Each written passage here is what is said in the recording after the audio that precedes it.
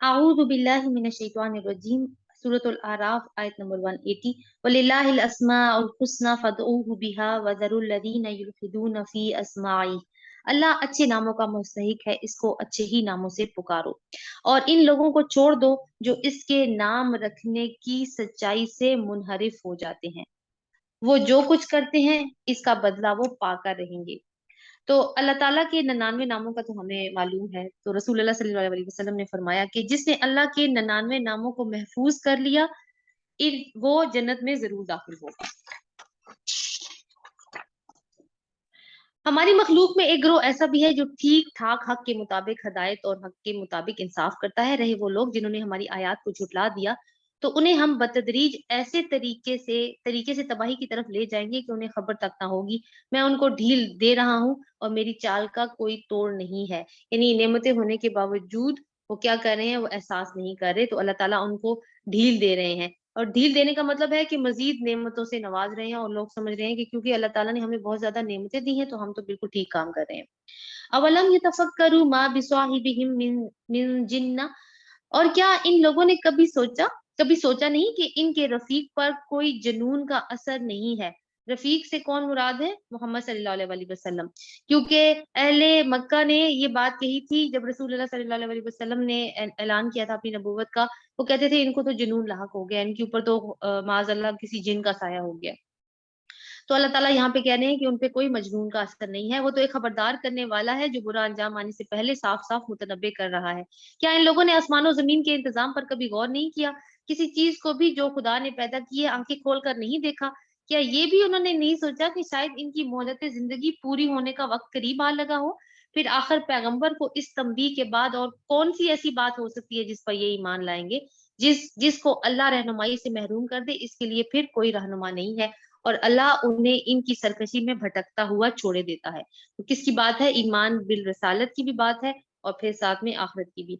ये लोग तुमसे पूछते हैं आखिर वो कयामत की घड़ी कब नाजिल होगी? कहो इसका इल्म मेरे रब ही के पास है, इसे अपने वक्त पर वही जाहिर करेगा। आसमान और जमीन में वो बड़ा सख्त वक्त होगा और वो तुम पर अचानक आ जाएगा। यानी कयामत की क्या दो क्वालिटीज बताई गई कि वो एक तो अचानक आने वाली है, प्लान नहीं होगी, और दूसरी बात यह है कि वो बहुत सख्त वक्त होगा आसमान और जमीन के ऊपर। ये लोग इसके मुतालिक तुमसे इस तरह पूछते हैं गोया तुम इसकी खोज में लगे हुए हो, यानी और तुम्हें कोई काम नहीं है, तुम बस इसी फिक्र में लगे हुए हो कि क्यामत कब आएगी।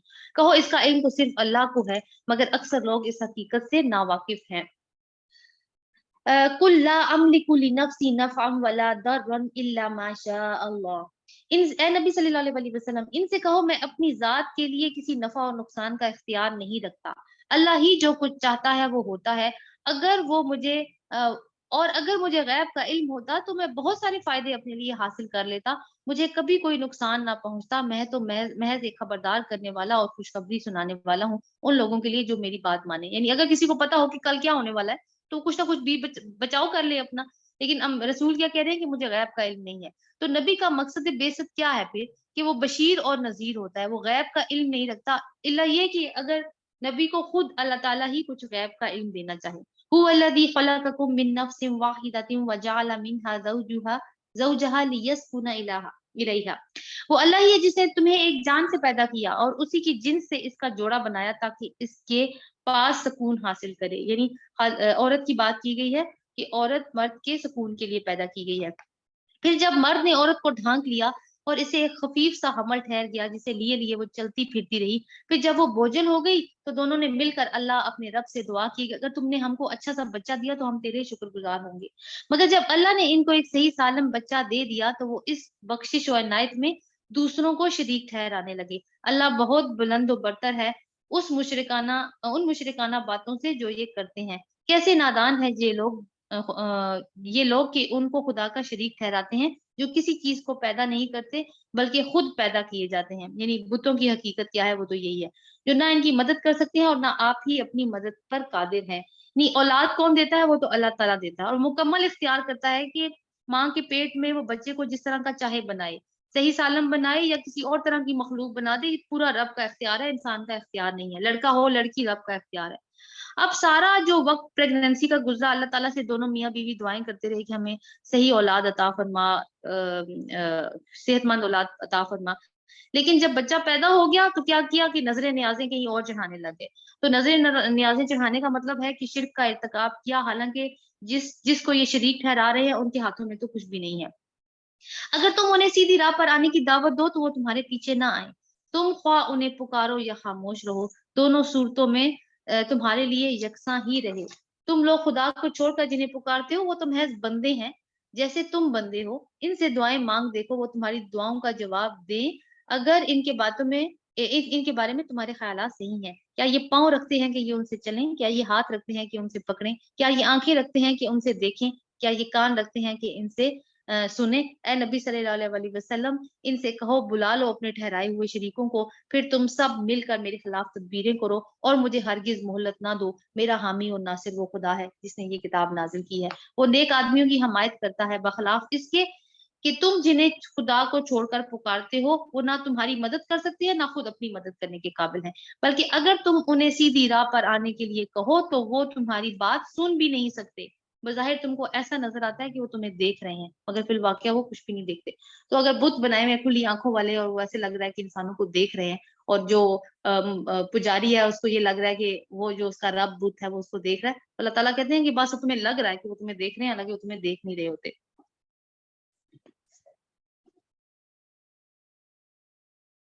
اے نبی صلی اللہ علیہ وسلم نرمی اور درگزر کا طریقہ اختیار کرو. آیت نمبر 199، خذ العفو وامر بالعرف واعرض عن الجاہلین. اے نبی نرمی اور درگزر کا طریقہ اختیار کرو، معروف کی تلقین کیے جاؤ اور جاہلوں سے نہ الجھو. اگر کبھی شیطان تمہیں اکسائے تو اللہ کی پناہ مانگو، کیونکہ شیطان تو اکساتا ہے، تو اس کا کیا طریقہ ہے اس کی اکساہٹ کو دور کرنے کا؟ وَإِمَّا يَنزَغَنَّكَ مِنَ الشَّيْطَانِ نَزْغٌ فَاسْتَعِذْ بِاللَّهِ إِنَّهُ هُوَ السَّمِيعُ الْعَلِيمُ. تو اعوذ باللہ من الشیطان الرجیم پڑھیں یا دعا کر لیں، اللہم انی اعوذ بک من ہمزات الشیاطین واعوذ بک ربی ان یحضرون. یا ایک اور دعا ہے کہ اعوذ باللہ من الشیطان الرجیم من ہمزہ ونفخہ ونفثہ. تو شیطان کی پناہ مانگنی چاہیے جیسے ہی وہ ایسے انسان کو احساس ہو کہ اس کا اثر ہو رہا ہے انسان کے اوپر. وہ سب کچھ اللہ تعالیٰ سب کچھ سننے والا اور جاننے والا ہے. حقیقت میں جو لوگ متقی ہیں ان کا حال تو یہ ہوتا ہے کہ کبھی شیطان کے اثر سے کوئی برا خیال انہیں چھو بھی جاتا ہے تو فوراً چوکنے ہو جاتے ہیں اور پھر انہیں صاف صاف نظر آنے لگ پڑتا ہے کہ صحیح طریقہ کار کیا ہے، یعنی کہ وہ باشعور لوگ ہوتے ہیں. اچھا، کیونکہ اوپر رسول اللہ صلی اللہ علیہ وسلم سے کہا گیا کہ نرمی اور درگزر کا طریقہ اختیار کرو، کیونکہ دیکھیں رسول اللہ صلی اللہ علیہ وسلم ان کو بالکل خیر خواہی کے ساتھ، پوری نیک نیتی کے ساتھ اللہ تعالیٰ کی طرف بلا رہے ہیں. کیوں بلا رہے ہیں؟ تاکہ ان کی آخرت سنور جائے. لیکن یہ لوگ نہیں آ رہے. تو کبھی کبھی ایسا ہوتا ہے کہ انسان کسی کو نیکی کی نصیحت کرتا ہے اور وہ نہیں مانتا، تو انسان کو غصہ آ جاتا ہے کہ نصیحت کر رہا ہوں اس کے بھلے کے لیے تو یہ مان نہیں رہا. تو یہاں پہ اللہ تعالیٰ کیا نصیحت کر رہے ہیں ہمیں کہ غصہ نہیں کرنا، اپنا کام جاری رکھنا ہے معروف طریقے سے. کیونکہ غصہ کرو گے تو پھر سمجھ لو کہ شیطان تمہیں اکسا رہا ہے، اور شیطان جب اکساتا ہے تو انسان پھر ری ایکشن شو کرتا ہے اور پھر اس کا مقصد دور ہو جاتا ہے اس سے. وَإِخْوَانُهُمْ يَمُدُّونَهُمْ فِي الْغَيِّ ثُمَّ لَا يُقْصِرُونَ. رہے ان کے یعنی شیطان کے بھائی بہن تو وہ انہیں ان کی کجروی میں کھینچے چلے جاتے ہیں اور انہیں بھٹکانے میں کوئی کسر اٹھا نہیں رکھتے. تو ہمیشہ سے یہ ہے کہ اللہ تعالیٰ سے دعا کرنی ہے، شیطان سے پناہ مانگنی ہے اللہ تعالیٰ کی. اے نبی صلی اللہ علیہ وسلم وَإِذَا لَمْ يَأْتِهِمْ بِآيَاتٍ قَالُوا لَوْلَا اجْتَبَيْتَهَا قُلْ إِنَّمَا أَتَّبِعُ مَا يُوحَى إِلَيَّ مِن رَّبِّي. اے نبی صلی اللہ علیہ وسلم جب تم ان لوگوں کے سامنے کوئی نشانی پیش نہیں کرتے تو یہ کہتے ہیں تم نے اپنے لیے کوئی نشانی کیوں نہ انتخاب کر لی، یعنی کوئی معجزہ نہیں دکھاتے. تو ان سے کہو میں تو صرف اس وحی کی پیروی کرتا ہوں جو میرے رب نے میری طرف بھیجی ہے. یہ بصیرت کی روشنیاں ہیں جو تمہارے رب کی طرف سے، اور ہدایت اور رحمت ہے ان لوگوں کے لیے جو اسے قبول کریں. وَإِذَا قُرِئَ الْقُرْآنُ فَاسْتَمِعُوا لَهُ وَأَنصِتُوا لَعَلَّكُمْ تُرْحَمُونَ. جب قرآن تمہارے سامنے پڑھا جائے تو اسے توجہ سے سنو اور خاموش رہو، شاید کہ تم پر بھی رحمت ہو جائے. یعنی جب قرآن پڑھنے کے آداب بتائے جا رہے ہیں یا سامنے قرآن پڑھا جائے تو کیا کرنا ہے؟ پھر توجہ کے ساتھ اور خاموشی کے ساتھ سننا ہے. ایسا نہیں کہ تلاوت لگی ہوئی ہے اور ہم اپنا کام کر رہے ہیں، اپنی باتوں میں مشغول ہیں، یا قرآن پڑھا جا رہا ہے تو ہم کسی اور کام میں زیادہ توجہ دے رہے ہیں اور وہ بھی لگا ہوا ہے چلو کوئی بات نہیں، ایک تسلی والی بات ہے کہ قرآن بھی چل رہا ہے. تو اب دیکھیے کہ اگر کوئی باس ہم سے بات کر رہا ہو تو ہم کتنے توجہ سے اس کی بات سنتے ہیں. اگر ہم اس ٹائم پہ یہ والا ایٹیٹیوڈ رکھیں تو ہمیں پتہ ہے نا کہ وہ ہمیں پکڑ لے گا. تو यहाँ पे अल्लाह ताला का कलाम में कौन हमसे बात कर रहा है? अल्लाह ताला खुद हमसे बात कर रहे हैं। तो उसके अंदर फिर हमारा रवैया कैसा होना चाहिए, इस बात के बारे में हमें सोचना है। क्योंकि अगर बादशाह के सामने हम खड़े हैं, दुनिया के बादशाह के सामने हम खड़े हैं और उसकी बात हम गौर से सुन रहे हैं, तो ये तो दुनिया के सब बादशाहों के बादशाह का कलाम है। और जो फिर कहते हैं ना, बादशाह का कलाम तो कलामों का बादशाह होता है। तो फिर हमारा रवैया कैसा होना चाहिए? और जब तक गौर से सुनेंगे नहीं, खामोशी नहीं इख्तियार करेंगे, ज़ाहिर है कि जो इसके अंदर मैसेज है, उसको भी हम एब्ज़ॉर्ब नहीं कर सकेंगे। वज़्कुर रब्बका फ़ी नफ़्सिक तदर्रुअन व ख़ीफ़तन व दूनल जहरि मिनल क़ौलि बिलग़ुदुव्वि वल आसाल व ला तकुन मिनल गाफ़िलीन। ए नबी सल्लल्लाहु अलैहि वसल्लम, अपने रब को सुबह शाम याद किया करो, दिल ही दिल में, जारी और खौफ के साथ, और जुबान से भी हल्की आवाज के साथ। तुम इन लोगों में से ना हो जाओ जो गफलत में पड़े हुए हैं। यानी सुबह शाम अल्लाह ताला की हम्द करनी है, उसकी तस्बीह करनी है। क्यों? ताकि स्ट्रेंथ हासिल हो। जिन हालात से रसूलुल्लाह सल्लल्लाहु अलैहि वसल्लम गुज़र रहे हैं, ज़ाहिर है उनको हौसले की ज़रूरत है। तो इंसान के दिल के अंदर, दिल कब मुतमईन होते हैं? जब अल्लाह ताला का ज़िक्र किया जाता है। तो अल्लाह ताला के ज़िक्र से जब दिल मुतमईन होते हैं, तो बाहर की मुसीबतें भी फिर आसान लगने लग पड़ती हैं और इंसान के अंदर क़ुव्वत आ जाती है कि वो उनका मुकाबला करने के लिए तैयार हो जाता है। फिर साथ ही दुआ के आदाब भी बताए जा रहे हैं कि दिल-दिल में अल्लाह ताला को पुकारो, खौफ के साथ और ज़ुबान से भी हल्की आवाज़ के साथ भी। इन्न दीना इंद रब्बिका ला यस्तकबिरूना अन इबादतिही व युसब्बिहूनहु व लहू यसजुदून। अ, जो फरिश्ते तुम्हारे रब के हजूर तकर्रुब का मकाम रखते हैं, वो कभी अपनी बड़ाई के घुमंड में आकर इसकी इबादत से मुंह नहीं मोड़ते और इसकी तस्बीह करते हैं और इसके आगे झुके झुके रहते हैं। फरिश्तों की बात हो रही है, क्योंकि वो बहुत अल्लाह ताला के करीब हैं, लेकिन इस बात का उनको घुमंड नहीं है। वो फिर भी अपना ही काम किए चले जाते हैं, अल्लाह ताला की इबादत से मुँह नहीं मोड़ते और तस्बीह किए जाते हैं। तो क्योंकि ऊपर इंसान को तलकीन की है कि वो भी तस्बीह करे। सजदे तिलावत है, सजदा कर लीजिए।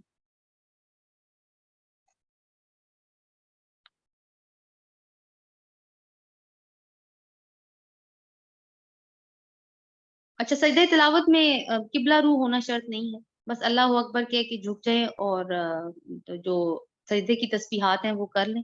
सलाम भी नहीं फेरना होता, इसमें ज़रूरी नहीं होता। सूरत खत्म हो गई यहाँ पे, सूरत अल आराफ।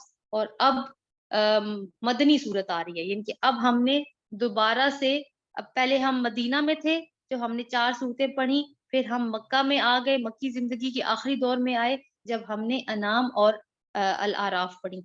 अब हम दोबारा से मदनी दौर में जाएँगे और ये मदनी दौर कौन-सा है? तकरीबन 2 हिजरी का वक़्त है, यानी कि हिजरत का दूसरा साल।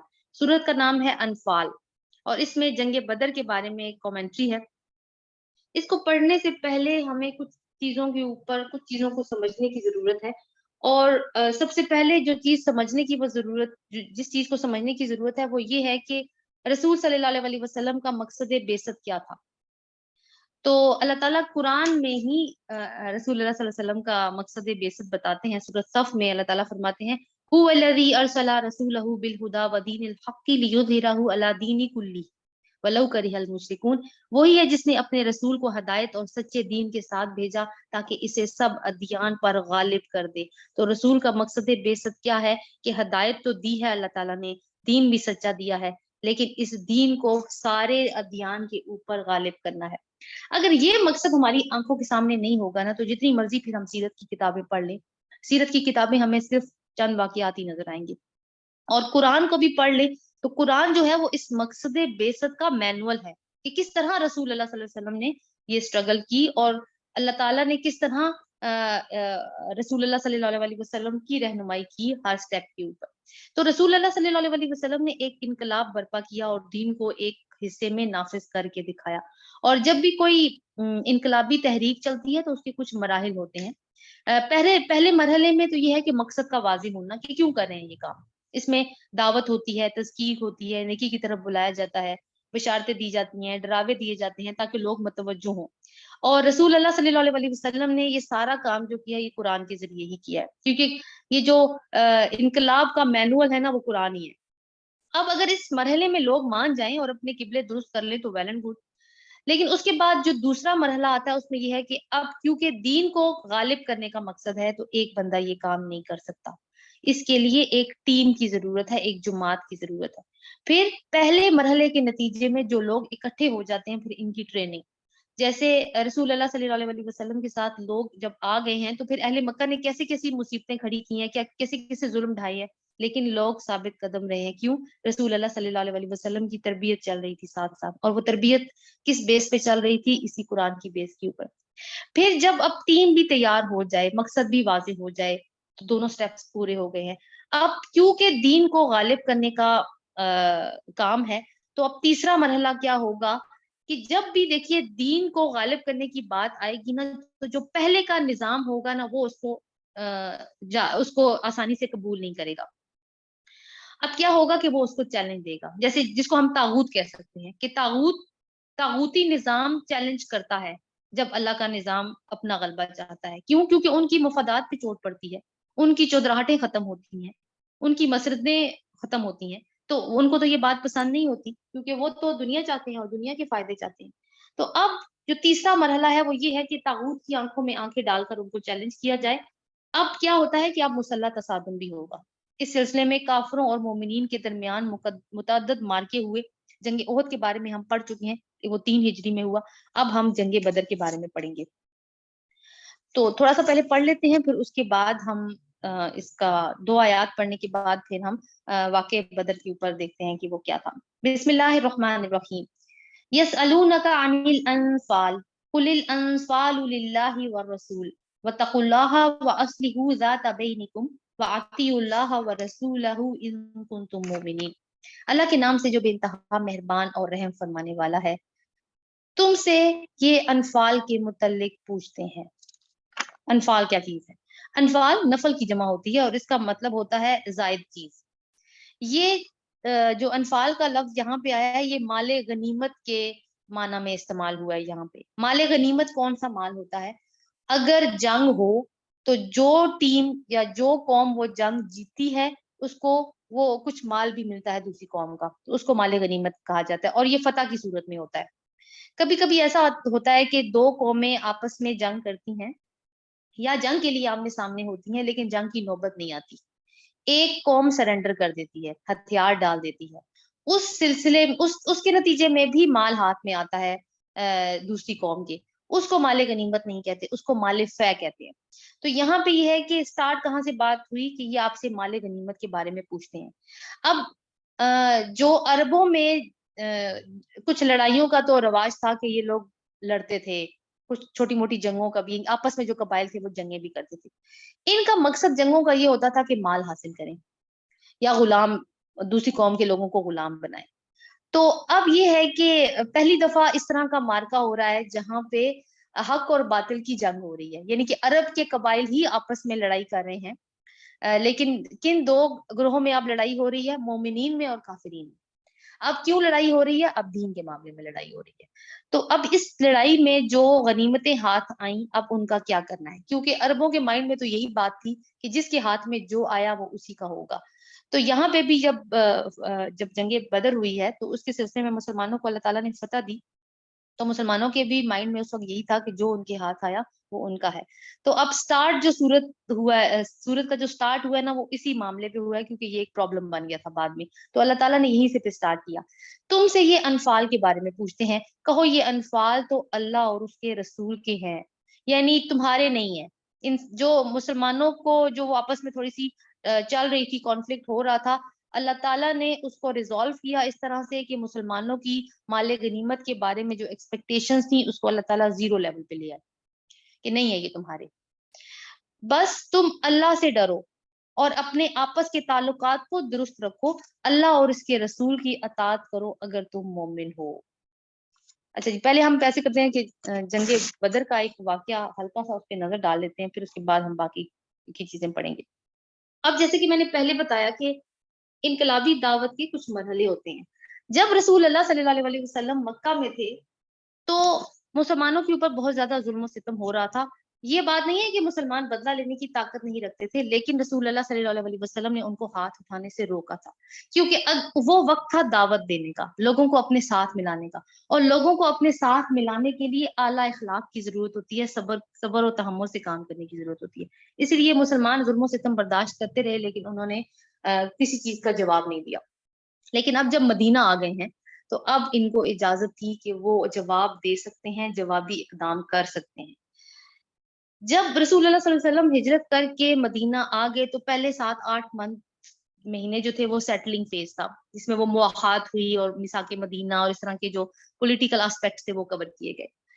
بعد میں کیا ہوا کہ 7-8 ماہ گزرنے کے بعد رسول اللہ صلی اللہ علیہ وسلم نے چھوٹے چھوٹے چھاپا مار دستے بھیجنے شروع کر دیے ایک تجارتی گزرگاہ پر جو مدینہ کے پاس سے ہو کے گزرتی تھی، اور اہل مکہ اس کو استعمال کرتے تھے۔ مقصد کیا تھا کہ ان کی نقل و حرکت پر نظر رکھی جائے۔ اس میں کیا ہوا، ایک واقعہ ہو گیا جس میں مسلمانوں کو یہ پتا چلا کہ ابو سفیان ایک بہت بڑا قافلہ لے کر شام جا رہا ہے، اور ظاہر ہے وہ واپس بھی آئے گا۔ تو مسلمان اب واپس جب وہ آ رہا تھا نا تو مسلمانوں کو اس کی خبر ہو گئی۔ تو رسول اللہ صلی اللہ علیہ وسلم بھی نکلے اور باقی اور بھی ان کے ساتھ اہل ایمان نکلے کہ اس قافلے کو انٹرسپٹ کریں گے۔ لیکن ابو سفیان کو خبر ہوگی اس بات کی، اس نے نہ صرف اپنا راستہ بدل دیا، بلکہ اس نے مکہ کی طرف اپنا ایک نمائندہ بھی بھیجا کہ مکے والوں کو بتایا جائے کہ مسلمان جو ہے وہ قافلے کو نقصان پہنچانا چاہتے ہیں۔ جب وہ خبر وہاں گئی تو ابو جہل نے 1000 کا لشکر تیار کیا، پورا کیل کانٹے سے لیس، اور یہ بات طے ہوئی کہ مدینہ کے اوپر چڑھائی کی جائے گی اور مسلمانوں کے ساتھ جنگ ہوگی۔ اب مسلمان جو ہیں وہ تو نکلے ہوئے تھے، ان کو تو پتا نہیں تھا کہ یہ سب کچھ وہاں پہ کیا ہو رہا ہے۔ مسلمان اب وہ جنگ کے ارادے سے تو نہیں نکلے تھے۔ ان کی کوئی 313 لوگ تھے، 2 گھوڑے تھے ان کے پاس، 70 اونٹ تھے، اور تلواریں بھی بہت زیادہ کم تھی۔ لیکن جب لشکر کا معلوم ہوا تو اب واپس تو نہیں ہو سکتے تھے، کیونکہ ظاہر ہے سفر اتنے تیز تو نہیں تھے کہ واپس ہوتے، چیزیں اٹھاتے پھر واپس جاتے، ایسا تو نہیں ہو سکتا تھا۔ حالانکہ چند مسلمانوں نے اعتراض کیا کہ ہم تو اس کام کے لیے نہیں آئے تھے، تو جنگ کیوں مسلط کی جا رہی ہے؟ لیکن اب کیونکہ اللہ تعالیٰ کا حکم آ گیا تھا، اس لیے مسلمانوں کے پاس کیا تھا؟ رسول کا حکم تھا، ایمان کی قوت تھی، اللہ پہ بھروسہ کرنا تھا، اور وہ جنگ پہ جانے کے لیے تیار ہو گئے۔ پھر اس میں یہ ہمیں نظر آئے گا جب ہم پڑھیں گے کہ اللہ تعالیٰ نے مسلمانوں کی بہت زیادہ مدد کی۔ ایک تو یہ کہ بارش سے مدد کی، کیونکہ جس جگہ پہ جنگ ہونی تھی وہ ریتلی جگہ تھی، اور ریتلی جگہ پہ نقل و حرکت آسان نہیں ہوتی۔ تو اللہ تعالیٰ نے جب بارش کی تو وہ زمین کی مٹی جو ہے، ریت جو ہے وہ جم گئی، اس کے اوپر چلنا پھرنا آسان ہو گیا۔ دوسری چیز یہ ہے کہ اللہ تعالیٰ نے بہت، یعنی کہ اب دیکھیں کہ بہت بڑی قوت کے ساتھ مقابلہ ہو تو دل کے اندر ایک اضطراب کا ہونا بہت نیچرل سی بات ہے کہ ہم کیسے مقابلہ کریں گے۔ لیکن اللہ تعالیٰ نے مسلمانوں کو ایک رات پہلے اتنی سکون کی نیند دی کہ ان میں سے یہ اضطرابی کیفیت بھی ختم ہو گئی۔ اور اس طرح کی باقی کی بھی ہمیں چیزیں نظر آتی ہیں کہ کس طرح اللہ تعالیٰ نے فرشتے بھیج کے مسلمانوں کی مدد کی اس مارکے کے اندر۔ مقصد کیا تھا اصل میں؟ کہ حق حق ہو جائے اور باطل باطل ہو جائے، اور قریش کو پتہ چل جائے کہ وہ کیا کرتے رہے ہیں، اور جو اس انجام سے ان کو ڈرایا جاتا تھا وہ آپ اس کو دیکھ لیں۔ اب دوبارہ سے پڑھتے ہیں اس کو۔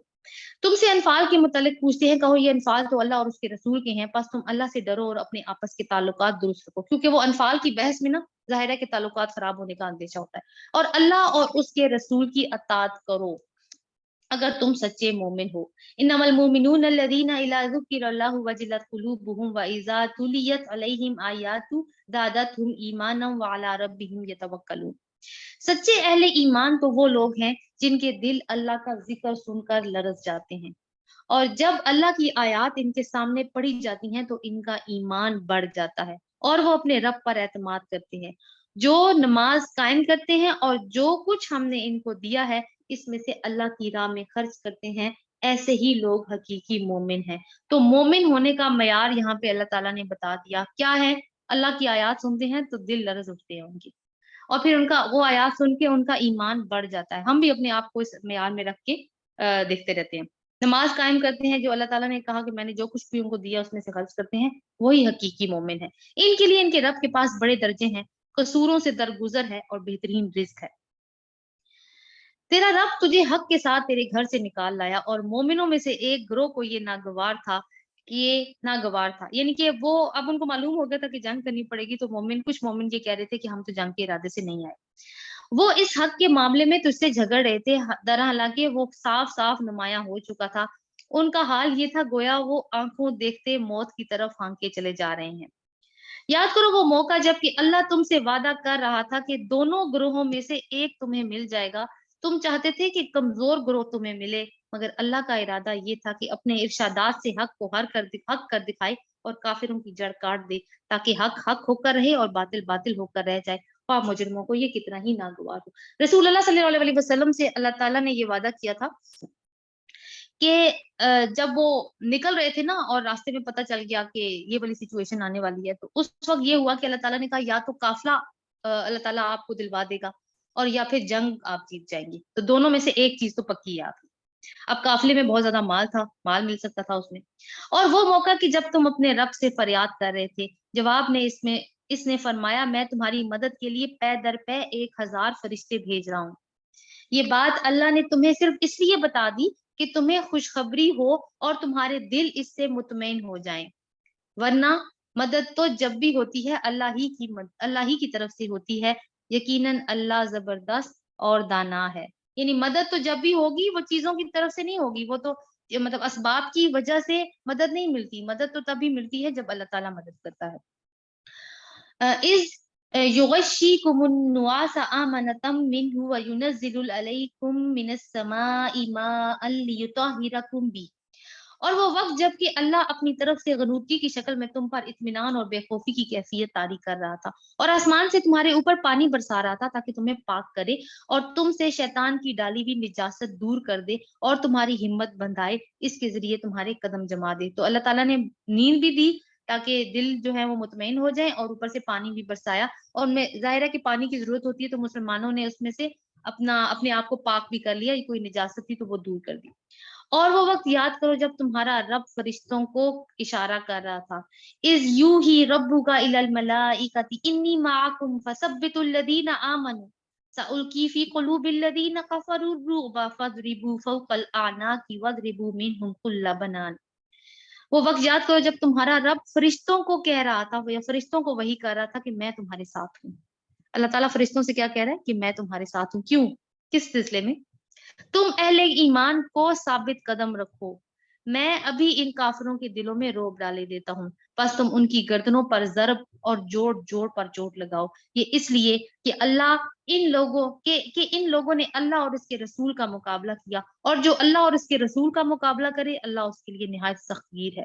یہ ہے تم لوگوں کی سزا، آپ اس کا مزہ چکھو، تمہیں معلوم ہو کہ حق کا انکار کرنے والوں کے لیے دوزخ کا عذاب ہے۔ تو اللہ تعالیٰ مسلمانوں کی مدد کے لیے اپنی فوج بھیج رہے ہیں، فرشتوں کی فوج، اور کیا حکم دے رہے ہیں کہ میں تمہارے ساتھ ہوں، تم ان کے ساتھ جنگ لڑو۔ فرشتوں کی مدد آتی ہے، اللہ تعالیٰ فرشتوں کی مدد بھیجتے ہیں۔ اللہ تعالیٰ تو کسی بھی طریقے سے مدد بھیج دیتے ہیں، وہ کہتے ہیں للہ جنود السماوات والارض، اس کے لشکر تو آسمانوں اور زمینوں میں ہے۔ لیکن یہ آتی کب ہے مدد؟ یہ مدد تب آتی ہے جب فضائے بدر پیدا ہوتی ہے، اور فضائے بدر کب کیسے پیدا ہوئی؟ یہاں پہ بے سر و سامانی کا عالم ہے، ہتھیار نہیں ہے، 2 گھوڑے 313 لوگ اور 1000 کا مقابلہ، ہر ایک کو جان عزیز ہوتی ہے، مگر حکم آیا تو نکل پڑے ہیں، کود پڑے ہیں، کیوں؟ مقصد واضح ہے، لیڈرشپ سنسیئر ہے، فیصلہ کن ہے، اور اللہ کا حکم ہے اور اللہ تعالیٰ کے اوپر بھروسہ ہے، تب ہوتی ہے فضائے بدر پیدا۔ اب ایک وہ آپ نے شعر بھی سنا ہوگا، میرے خیال سے اقبال کا شعر ہے کہ فضائے بدر پیدا کر، فرشتے تیری نصرت کو اتر سکتے ہیں گردوں سے قطار اندر قطار اب بھی۔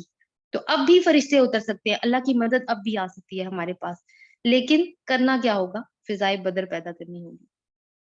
یا ایھا الذین آمنوا اذا لقیتم الذین کفروا زحفا فلا تولوهم الادبار، اے لوگوں جو ایمان لائے ہو، جب تم ایک لشکر کی صورت میں کفار سے دوچار ہو تو ان کے مقابلہ میں پیٹھ نہ پھیرو۔ جس نے ایسے موقع پر پیٹھ پھیری الا یہ کہ جنگی چال کے طور پر ایسا کرے یا کسی دوسری فوج سے جا ملنے کے لیے، تو وہ اللہ کے غضب میں گر جائے گا، اس کا ٹھکانہ جہنم ہوگا اور وہ بہت بری جائے باز گشت ہے۔ یعنی میدان جنگ میں جب اتر پڑو تو پھر پیٹھ نہیں دکھانی، پھر وہاں سے بھاگنا نہیں ہے۔ ہاں لیکن 2 ایکسیپشن ہو سکتی ہیں جس میں تم ایسا کر سکتے ہو، کیا کہ تم جنگی چال کے طور پر ایسا کرو، دشمن کو دھوکہ دینے کے لیے ایسا کرو، اس کو ایسا لگے کہ تم بھاگ رہے ہو، حالانکہ تم نے اصل میں تمہاری اسٹریٹجی یہ ہو کہ تم نے پلٹ کر حملہ کرنا ہے، یا پھر پیچھے جا کے تم بھاگو اس وجہ سے کہ تمہارے پاس فی الحال مدد نہیں ہے اور تم نئی مدد لے کر آؤ، لیکن اس کے علاوہ اگر تم بھاگو گے تو تم اللہ کے غضب میں گر جاؤ گے۔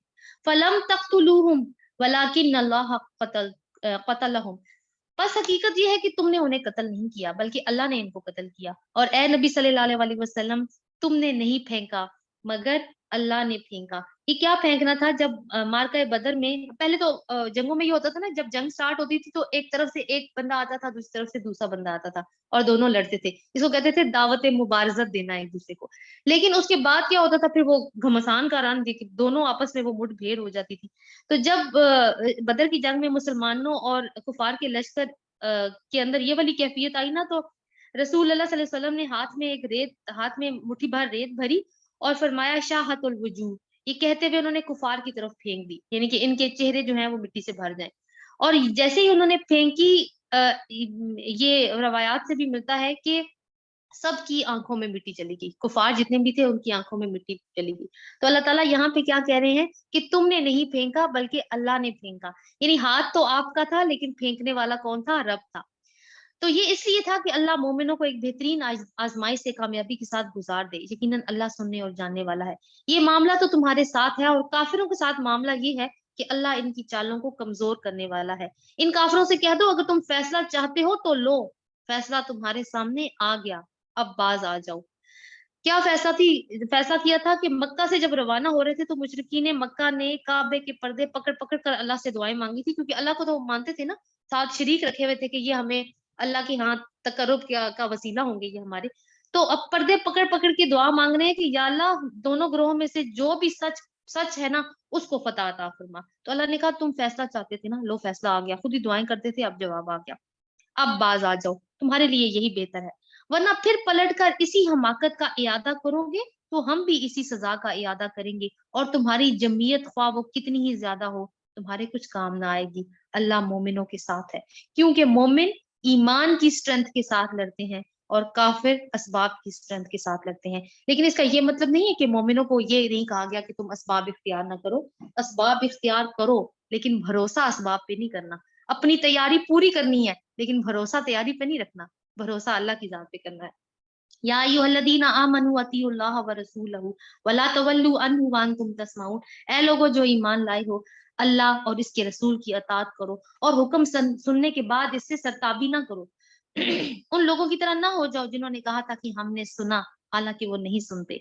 यकीनन खुदा के नजदीक बदतरीन किस्म के जानवर वो बहरे गूंगे लोग हैं जो अकल से काम नहीं लेते। तो अल्लाह के नजदीक जो लोग अकल से काम नहीं लेते, बात सुनवाई जा रही है फिर भी नहीं सुन रहे, ना अमल कर रहे हैं, वो जानवरों से भी बदतर है, बदतरीन किस्म के जानवर जो गूंगे और बहरे हैं। ताकि अगर अल्लाह को मालूम होता कि इनमें कुछ भलाई है तो वो जरूर उन्हें सुनने की तौफीक देता, लेकिन भलाई के बगैर अगर वो इनको सुनाता तो वो बेरुखी के साथ मुंह फेर लेते। या अय्युहल्लज़ीना आमनुस्तजीबु लिल्लाहि व लिर्रसूल।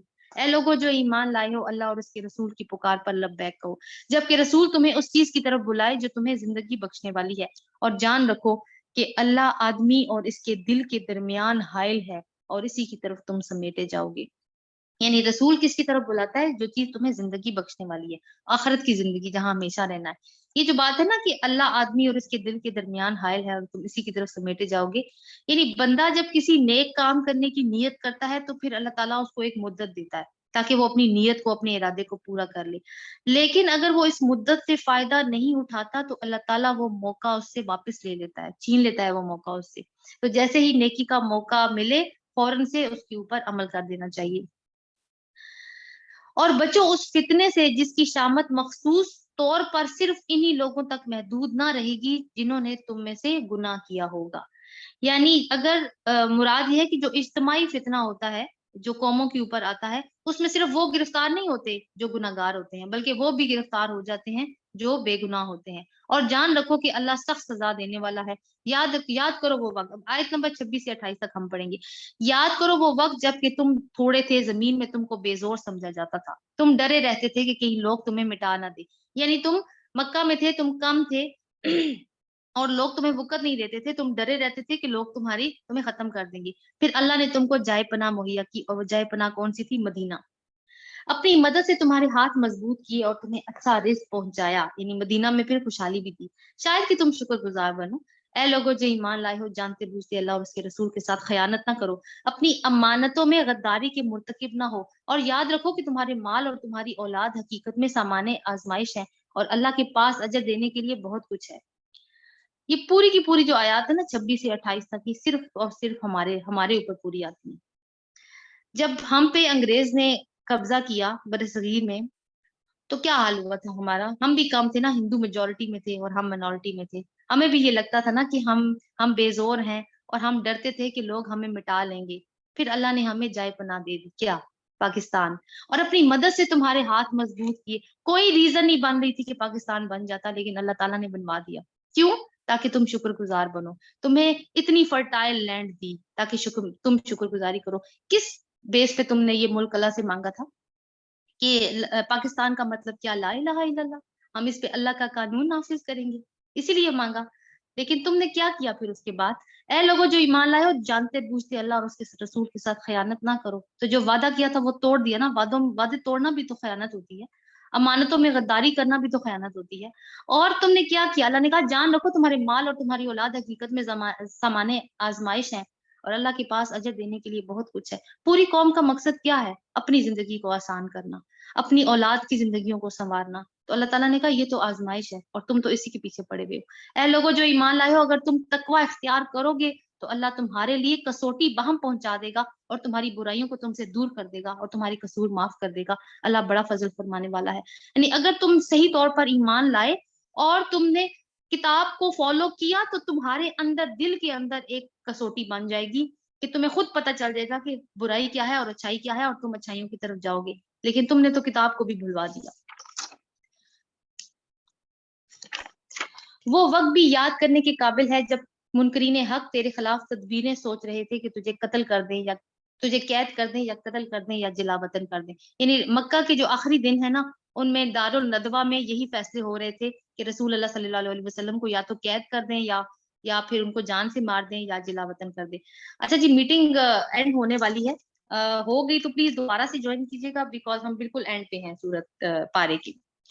वो अपनी चालें चल रहे थे और अल्लाह अपनी चाल चल रहा था, और अल्लाह सबसे बेहतर चाल चलने वाला है। जब उनको हमारी आयत सुनाई जाती थी तो कहते थे हाँ सुन लिया हमने, हम चाहे तो ऐसी ही बातें हम भी बना सकते हैं। ये तो वही पुरानी कहानियां हैं जो पहले के लोग कहते चले आ रहे हैं। और ये बात भी याद है जो उन्होंने कही थी कि खुदाया अगर ये वाकई हक है तेरी तरफ से, तो हम पर आसमान से पत्थर बरसा दे या कोई दर्दनाक अजाब ले आ। यानी हम तो हर वक्त तेरी नाफरमानी कर रहे हैं, तो अगर वाकई तेरा कलाम सच्चा है और तेरे नबी की बात सही है जो कहता है कि अल्लाह को मान जाओ वरना अजाब आ जाएगा, तो अजाब ले आओ फिर। उस वक्त तो अल्लाह उन पर अजाब नाजिल करने वाला ना था, जबकि तुम खुद उनके दरमियान में मौजूद थे, यानी नबी मौजूद थे।